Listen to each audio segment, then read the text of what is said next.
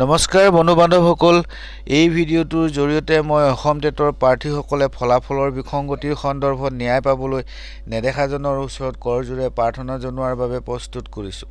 বন্ধু বান্ধৱসকল আপোনালোকে ইতিমধ্যে জ্ঞাত হৈছে যে এলপিৰ অফিচিয়েল এনসাৰ কিৰ লগতে ইউপিৰো বহু সংখ্যক ভুল এনসাৰ কি ধৰা পৰিছে আৰু 15টা ভুল এনসাৰ কি থকাটো যে নিশ্চিত সেয়া লৈ বাতৰি কাকতৰ শিৰোনামা দখল কৰিবলৈ সক্ষম হৈছে।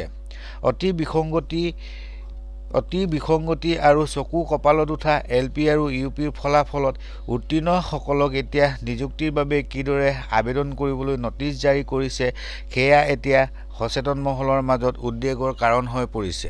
সেৱা কৰ্তৃপক্ষৰ সিস্টেমত কিয় ইমান ডাঙৰ বিসংগতিয়ে ঠাই পাইছে আৰু ই টেট অনুত্তীৰ্ণ প্ৰাৰ্থীসকলক মহা বিপদত পেলাইছে।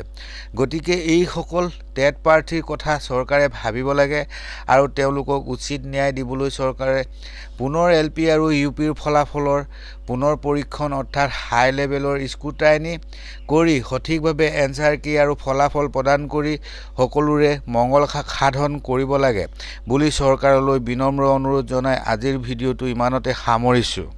বন্ধু বান্ধৱসকল ভিডিঅ'টো চাই কেনে পালে যদি ভাল পাইছে তেনেহ'লে লাইক শ্বেয়াৰ আৰু কমেণ্ট এটা কৰিবলৈ নাপাহৰিব।